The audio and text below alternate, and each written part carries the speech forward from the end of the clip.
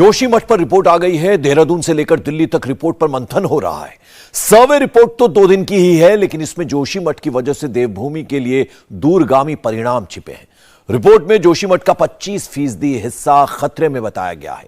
कई सेंसिटिव इलाके ऐसे हैं जहां मकानों को ध्वस्त करना पड़ सकता है। आज दिल्ली में भी जोशीमठ को लेकर हाई लेवल बैठक हुई है। यह बैठक पीएमओ में हुई। बैठक की अध्यक्षता प्रिंसिपल सेक्रेटरी पीके मिश्रा ने की। जोशीमठ बचेगा या नहीं, इस पर मंथन हुआ। जोशीमठ को बचाने के लिए क्या क्या रास्ते अपनाए जा सकते हैं, उस पर चर्चा हुई। जिन घरों को ध्वस्त किया जाएगा उनको कहां बसाया जाएगा, यह सबसे बड़ा सवाल है। अभी तो 603 घरों को चिन्हित किया गया है जहां दीवारों में दरार पड़ चुकी है। इनमें से कितने घर ज्यादा सेंसिटिव हैं, इन सब सवालों के जवाब आपको मिलेंगे इस रिपोर्ट में।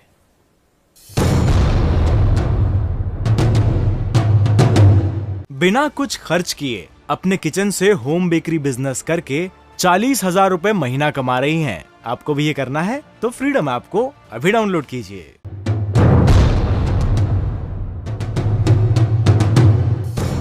जोशीमठ बचेगा या नहीं?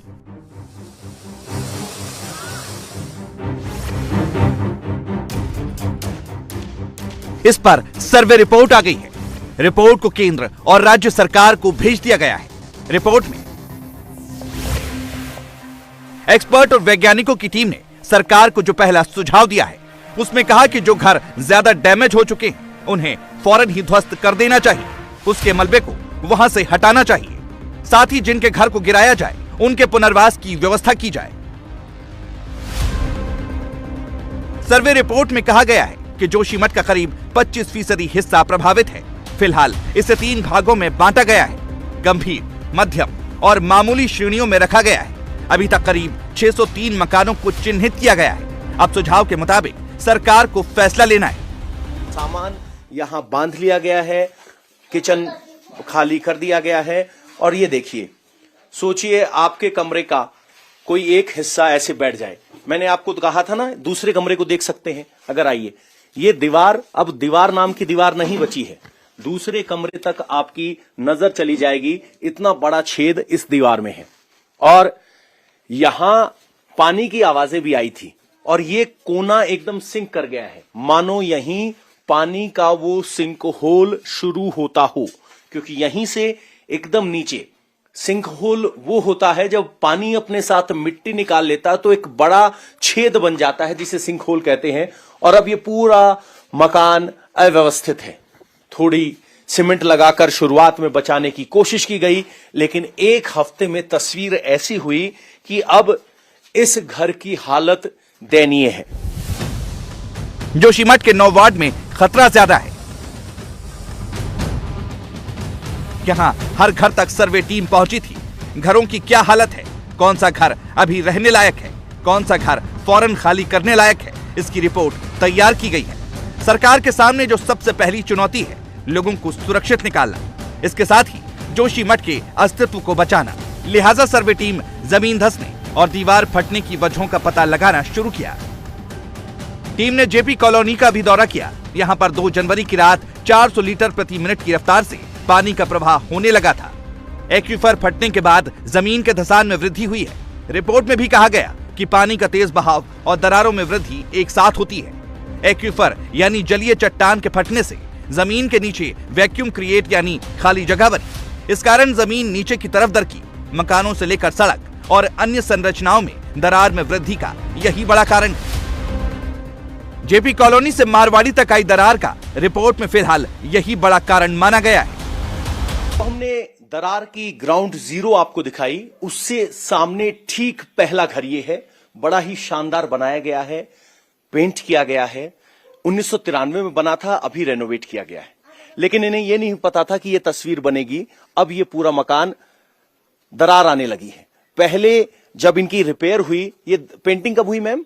ये हमने अभी किया था, 2019 का है। 19 में 2-3 साल पहले जब दरार दिखी तो इन्होंने रिपेयर भी करवाया था। लेकिन ये दरार रिपेयर के बावजूद की दरार है और ये मकान का सबसे पहले। मैम, आपके घर में दरारें कब दिखनी शुरू हुई और आपने शुरुआत में क्या सोचा था? ये हमें साल भर पहले से दिख रहा है, बट हमें ये लगा कि हमारा हो सकता है कि सिविल लाइन की व्यवस्था नहीं है, तो सिविल लाइन की वजह से ये कहीं ना कहीं जमीन बैठ रही है। इसके लिए हमने ये रिपेयर किया था। ये सारा हमने रिपेयर इसलिए किया था कि हमारी ही कमजोरी से ये बैठ रहा है। बट धीरे धीरे धीरे धीरे नींव को लेकर भी शंका थी आपको? हाँ, हम लोगों को लगा कि हमारी नींव फाउंडेशन हमने सही से नहीं डाली है, पुराना है, इसलिए ये बैठ रहा है। बट जब धीरे धीरे सारे मकानों में आने लगी और हमें इस मकान से आर पार दिखने लग गया, तब हमें लगा कि नहीं, ये हमारी खुद की हमारी की गई गलतियां नहीं है, ये कहीं और से हो रहा है। कहीं और से हो रहा है। हाँ। तो ये खेत वाली दरार जो आपके पीछे वाले खेत में आई है, ये कब आपने नोटिस की? ये हमने अभी अक्टूबर से देखा कि खेतों में भी दरारें हैं। जब हम लोग अपने घरों को देखने के लिए खेतों से पास होते हुए गए, तब हमने देखा कि पूरे तो खेत खिसक चुके हैं। तो 3 महीने लग गए प्रशासन को ये जानकारी पहुंचने में? 3 महीने से पहले प्रशासन को भी पहुंच चुका है, हाँ। बट कोई कार्रवाई नहीं हुई। जब लोगों के घर पूरे टूटने लग गए, तब जाके वो इस चीज में आगे बढ़े हैं कि ये क्या हो रहा है बोल के। अब आपने क्या तय किया है? क्या सामान खाली कर दिया है, नहीं किया है, कहाँ जाओगे? बिल्कुल माइंड ब्लैंक है। ना हमें घर छोड़ने का मन कर रहा है, ना पैकिंग करने का मन कर रहा है, ना ऐसा हो रहा है कि हम यहाँ रहे। हमारे साथ छोटा बच्चा है, कहाँ जाए? वो कह रही है, सास कह रही है कि मेरे मन ही नहीं कर रहा, चाहे हमें विस्थापित भी कर ले, हम यहाँ से जाने को तैयार ही नहीं है। मैंने कहा ऐसे टूटे घर में कैसे रहेंगे? सोचिए, उनकी फीलिंग खुद उनने अपने हाथों से तोड़ के रूढ़ी तोड़ी उन्होंने, अंधेरे में उन्होंने खड़ा किया। उनका दर्द हम समझ सकते हैं, कोई और नहीं। वो तो भारी रूप की दरारें देख रहे हैं, वो ये देख रहे हैं कि ये डल जाएगा, पर जो उन्होंने की है उसके लिए मेहनत, उनकी शकल बताती है, उनकी झुर्रियां बता रही है, उनके हाथों की मेहनत बता रही है। अकेली है। तो ये अम्मा है जिन्होंने 1993 में इस घर को बनाया था, अब इस पे दरार आ गई है। अम्मा, घर में दरार आ गई, क्या सोचा है? कहाँ जाओगे, क्या करोगे? कुछ समझ में नहीं आ रहा, क्या सोचें क्या करें। बिल्कुल हो गए खाली माइंड। अच्छा, बस। तो डर नहीं लगता? डर भी लग रही, पर कैसे छोड़े इसको। नींद नहीं आ रही, बाहर अंदर ऐसे ही। तो ऐसा भी डर लगा रहता कि किसी दिन रात को सोते सोते गिर जाएगा? हाँ, तो बाहर आते हैं, हाँ, हिल रहा मकान पूरी। सर्वे रिपोर्ट में कहा गया है कि जेपी कॉलोनी में तो कई स्थानों पर 1 मीटर तक गहरी दरार देखी गई, जिसकी वजह से इमारतों की रिटेनिंग वॉल और नींव को नुकसान पहुंचा है, जिससे मकानों और जमीन में दरारें आ गई हैं।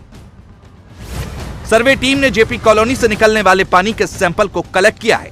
ये पानी मटमैला है। एनटीपीसी के हाइड्रो पावर प्रोजेक्ट का भी सर्वे हुआ है, वहां की भी मिट्टी ली गई है। सुरंग से निकलने वाला पानी भी लिया गया है, यहाँ भी पानी मटमैला है। टनल के कंस्ट्रक्शन के प्रोग्रेस की भी रिपोर्ट मांगी गई है। पानी और मिट्टी को जांच के लिए भेज दिया गया है। जमीन के नीचे से जो पानी निकल रहा है, सर्वे टीम उसके स्रोत की जानकारी नहीं कर पाई है। स्टेट डिजास्टर डिपार्टमेंट की रिपोर्ट में कहा गया है कि जोशीमठ की इस भूस्खलन की समस्या के पीछे ये झरना मूल वजह है। इस झरने के पानी के साथ बड़ी मात्रा में मिट्टी खिसक रही है। इसकी वजह से एक सिंक होल फिनोमेना बना है और जोशीमठ के पहाड़ के नीचे से मिट्टी गायब हो रही है। नतीजा ये हुआ कि जितनी भी सड़क को रोकने के लिए दीवार बनाई गई थी और बिल्डिंगों की जो नींव है वो फेल कर गई है। गौर करने वाला शब्द है फेल, यानी सड़क को रोकने के लिए जो दीवार बनाई गई थी या बिल्डिंग को रोकने के लिए जो नींव रखी गई थी, अब वो फेल कर गई है क्योंकि नीचे से जमीन ही खिसक रही है। नतीजतन बिल्डिंगों में क्रैक्स आ रहे हैं। अब इस पानी के स्रोत को सुनिश्चित करने के लिए इस पानी के सैंपल लिए गए हैं। इतना ही नहीं, तपोवन से भी पानी के सैंपल लिए गए हैं जहां से ये सुरंग शुरू होती है। स्टेट डिपार्टमेंट की रिपोर्ट में कहा गया है कि इनके मिलान से यह तय होगा कि आखिर इस पानी का स्रोत क्या है और इसको रोका कैसे जा सकता है, क्योंकि समस्या की जड़ अगर ये है तो समाधान भी यहीं से निकलेगा। विष्णुप्रयाग के अलकनंदा नदी के निचले इलाके में कटाव जैसी स्थिति देखी गई। एक्सपर्ट पैनल ने विष्णुप्रयाग और मारवाड़ी के बीच अलकनंदा नदी में बाएं किनारे के निचले भाग में सेफ्टी वॉल बनाने का सुझाव दिया है। इसके अलावा नदी के विस्तृत अध्ययन का भी सुझाव दिया गया है। इसमें जियो टेक्नोलॉजी, जियो फिजिकल और हाइड्रोलॉजिकल जांच के साथ साथ भूकंपीय और ढलान मूवमेंट की निगरानी की भी बात कही गई है। इस वक्त हम विष्णुप्रयाग में मौजूद हैं। यहाँ धौलीगंगा और अलकनंदा नदी का मिलन होता है। स्टेट डिजास्टर डिपार्टमेंट की तरफ से जो रिपोर्ट सौंपी गई है उसमें कहा गया है कि इस नदी के मिलन के स्थान पर पहाड़ की तलहटी में कटाई हो रही है वो पहाड़ जिस पर जोशीमठ शहर टिका हुआ है। अब मैं दिखाऊं जरा, मेरी दाईं तरफ ये धौली गंगा है जो तपोवन की तरफ से आती है। मेरी बाईं तरफ जो आप नदी देख रहे हैं ये अलकनंदा नदी है जो बद्रीनाथ से चलकर आती है और इन दोनों नदियों का मिलन यहां होता है और जिसे विष्णुप्रयाग का नाम दिया गया है। जब इन दोनों नदियों में पानी बढ़ता है तो सीधे सामने टकराता है। देखेंगे तो बोल्डर्स, मिट्टी, गंदगी या कहें कि वो ग्लेशियर्स का बचा हुआ हिस्सा वो कुछ है और उसकी कटाई होती है।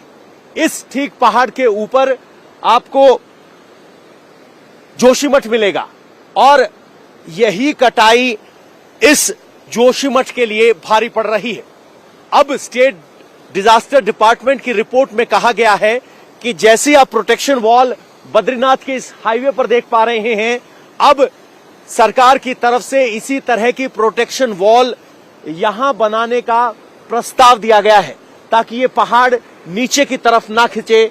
और जब मॉनसून के वक्त में धौली गंगा और अलकनंदा दोनों का प्रवाह ज्यादा होता है तो पानी का स्तर कहीं ज्यादा होता है और यहां कटाव देखने को मिलता है और यही कटाव जोशीमठ की पहाड़ी की जड़ को काट रहा है और अब यहां पर एक प्रोटेक्शन वॉल बनाने की सिफारिश की गई है। जोशीमठ में बढ़ते खतरे को देखते हुए पीएमओ भी लगातार मॉनिटरिंग कर रहा है। बैठकों का दौर जारी है। पीएमओ में जोशीमठ को लेकर हाई लेवल मीटिंग हुई जिसकी अध्यक्षता पीएम मोदी के प्रिंसिपल सेक्रेटरी पीके मिश्रा ने की। इसके अलावा कैबिनेट सेक्रेटरी और केंद्र सरकार के अफसर भी मौजूद रहे। नेशनल डिजास्टर मैनेजमेंट अथॉरिटी के अफसर भी इस मीटिंग में मौजूद रहे। जोशीमठ डिस्ट्रिक्ट के अफसर भी इस मीटिंग में वीडियो कॉन्फ्रेंस के जरिए शामिल थे। उत्तराखंड सरकार के सीनियर अफसर भी वीडियो कॉन्फ्रेंसिंग के जरिए मीटिंग में शामिल थे। खुद पीएम मोदी भी जोशीमठ को बचाने के लिए सीएम पुष्कर सिंह धामी से अपडेट ले रहे हैं। जिस दिन से भी ये घटना का समाचार आया है, उनका कार्यालय लगातार जानकारी लेता रहा है, लगातार चिंता करता रहा है और आज अभी आपसे बात से पहले माननीय प्रधानमंत्री जी ने दूरभाष पर मुझसे काफी डिटेल में सारी जानकारी ली है कि कितने परिवार उसकी जद में आ रहे हैं, कितना नुकसान हुआ है, किस प्रकार से वहां पर पानी निकल रहा है, लोगों के विस्थापन के लिए, लोगों को सुरक्षित स्थानों पर ले जाने के लिए क्या किया गया है, राहत शिविरों में कैसे लोग रह रहे हैं, आगे कैसे उनके पुनर्वास की व्यवस्था होनी है, उन सब पर माननीय प्रधानमंत्री जी ने बहुत विस्तार से चर्चा की है और उन्होंने जोशीमठ को बचाने के लिए हर संभव प्रयास जो भी होगा हर संभव उन्होंने आश्वासन भी दिया है। उत्तराखंड के ऊंचाई वाले इलाकों में पड़ने वाले ज्यादातर गांव ग्लेशियर के मटेरियल पर बसे हैं। जहां आज बसाहट है वहां कभी ग्लेशियर थे। जानकार बताते हैं कि जोशीमठ भी पहाड़ खिसकने से जमा मिट्टी और पत्थर पर ही बना है। लिहाजा इस सर्वे में हर एंगल पर काम किया गया क्योंकि इस बार खतरा बड़ा है। बिना कुछ खर्च किए अपने किचन से होम बेकरी बिजनेस करके 40,000 रुपए महीना कमा रही हैं। आपको भी ये करना है तो फ्रीडम ऐप को अभी डाउनलोड कीजिए। सर्वे टीम ने सुनील, मनोहरबाग, सिंघधर और मारवाड़ी क्षेत्रों में अगस्त 2022 में कराए सर्वेक्षण की तुलना में गंभीर नुकसान देखा है और इन इलाकों को काफी सेंसिटिव बताया है। इस वक्त हम जोशीमठ के ऊपर के पहाड़ पर हैं जहां रोपवे शुरू होता है। तो सबसे पहले आपको दिखा दें, नीचे अगर आप देखेंगे तो ये रोपवे का लैंडिंग पॉइंट है। यहां से रोपवे शुरू होता है और पूरा जोशीमठ नीचे है और इधर आप देखेंगे तो यहीं से दरार की शुरुआत हो रही है। ये जो आप सफेद चूना देख रहे हैं ये प्रशासन की तरफ से मार्किंग की गई है और ये दरार लगातार यहां से चलती हुई आगे तक जा रही है।